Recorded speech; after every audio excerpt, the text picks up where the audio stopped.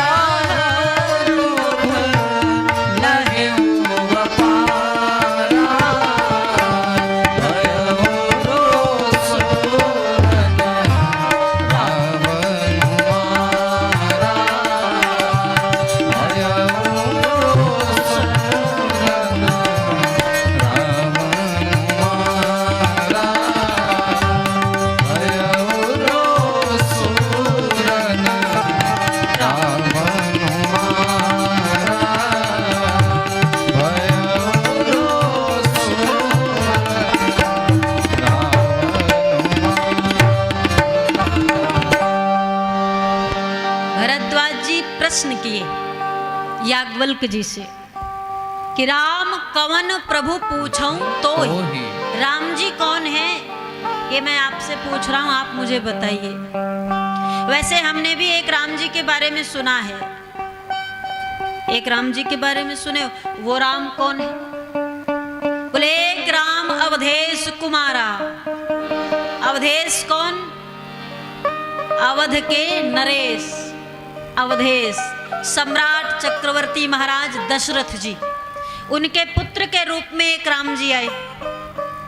लेकिन उनका जो ख्याति है वो पूरा संसार जानता है, उनके बारे में सबको पता है। क्या पता है?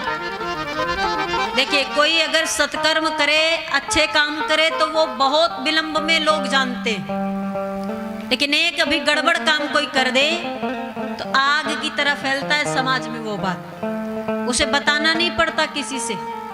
अच्छे काम को तो बताना दिखाना बहुत जरूरत पड़ेगा, लेकिन बुरे काम करने पर अपने आप विख्याति मिल जाएगी, लोग जान जाते हैं। महाराज भगवान राम जी को कहते हैं कि राम जी के बारे में जानता हूं, एक राम के बारे में, किंतु उनके बारे में मैंने दुनिया वालों से सुना है जो दुनिया में विख्यात है। क्या? कुछ और नहीं, मैंने सुना है कि वो नारी के विरह में वन में भटक भटक कर रो रहे थे। जब मां जानकी का हरण हुआ, राम जी रोए। बोले वो पत्नी के वियोग में वन में भटक रहे थे और वृक्षों तरवरों जीव जंतुओं से पत्नी का पता पूछ रहे थे। अगर वो ब्रह्म राम है तो सब कुछ जानते, उन्हें किसी से पूछने की जरूरत क्या थी? या फिर रावण से युद्ध क्यों लड़ते? क्रोध करके रावण से युद्ध लड़के रावण का वध किए। उन्हें अगर वो ब्रह्म राम होते, परमात्मा राम होते, तो भगवान को लड़ाई लड़ने की क्या जरूरत? वो तो वैसे ही मार सकते थे। आखिर बताइए, ब्रह्म राम कौन है? हमारे मन में संशय है, और ये संशय जिस प्रकार भी नष्ट हो, प्रभु कृपा करके हमें बताइए। निवेदन किए भरद्वाज जी, जैसे मिटे मोर भ्रम भारी,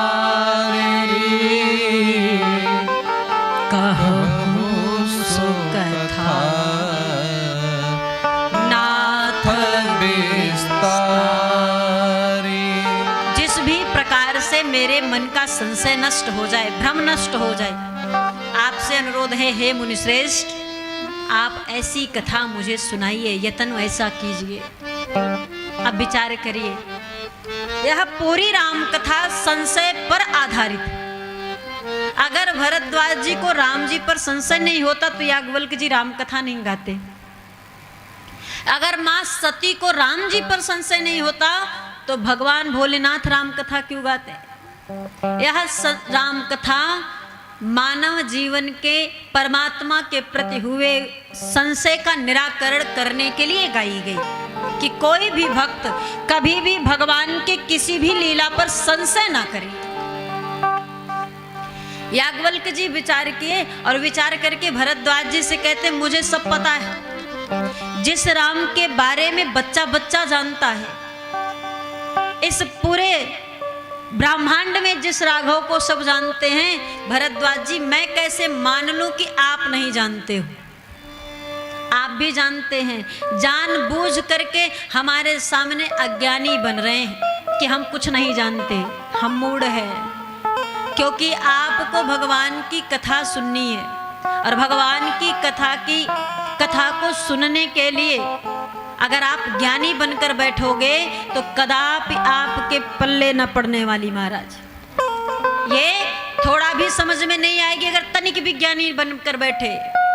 भगवान के सामने तो हम कुछ भी नहीं है मात्रा। महाराज, अणु के बराबर एक कण, छोटे से कण के बराबर भी भगवान के सामने नहीं है, तो भला उनके सामने हम किस चीज का अहंकार करके बैठ सकते हैं? किस चीज, कौन से ज्ञान का अहंकार करे? उस ज्ञान का जो भगवान ने ही दिया है, वो जब चाहे तब ले ले। हमारा जो है ही नहीं, हम उस पर अभिमान कैसा करें? यह धन, संपत्ति, सौंदर्य, सब कुछ राम जी का दिया हुआ है, और एक क्षण में सब छीन सकते हैं। उन्हें समय नहीं लगेगा। औरों के सामने भले अहंकार दिखा दें, इस दुनिया वालों के सामने कैसे भी रहे महाराज, लेकिन जब भगवान के सामने जाएं तो अहंकार को त्याग कर जाएं, समर्पण भाव से जाएं कि प्रभु सब आपका है, सब आपने दिया है, हम में क्या क्षमता, हम में क्या ऐसा क्षमता है, हम कौन से सामर्थ्यवान हैं, आपके सामने तो हम कुछ भी नहीं, शून्य भी नहीं है सरकार। बस आपकी कृपा है, आपकी रहमत है जो बरस रही है नाथ, और जगत देख रहा है।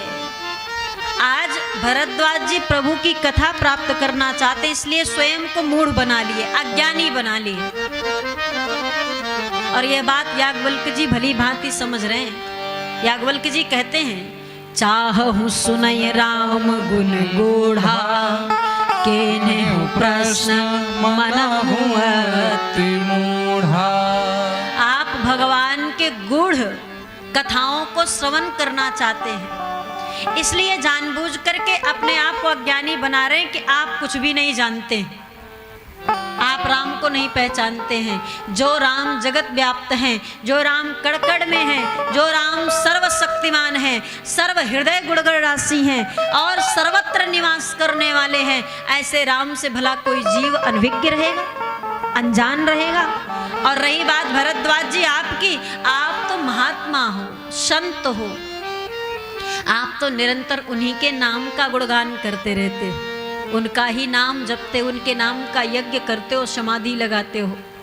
लेकिन आपकी इच्छा भगवान की कथा को सुनने की है, इसलिए आपने आज ऐसी बातें रखी है सामने कि राम कौन है। राम को जानने के लिए राम कथा सुननी पड़ेगी। यदि राम का परिचय चाहिए, राम का दर्शन चाहिए, तो आपको राम कथा सुननी पड़ेगी, उस राम कथा को जो महामोह को नष्ट कर देता है, जो इस कलिकाल का एक औषधि है। कलिकाल से बचना है तो राम नाम की औषधि प्राप्त कर लीजिए जीवन में। यदि शांति चाहिए, शांति स्वरूप ही राम जी है। अगर राम को हृदय में बसा लिए, अशांति अपने आप नष्ट हो जाएगी, जीवन आनंद में बीतने लगेगा, आनंद में जीवन बीतेगा महाराज। बहुत सारे ऐसे लोग होते हैं जो इस बात को नहीं मानते, ऐसा कुछ भी नहीं है, राम नाम से कुछ ना होने वाला, राम नाम से कुछ ना मिलने वाला।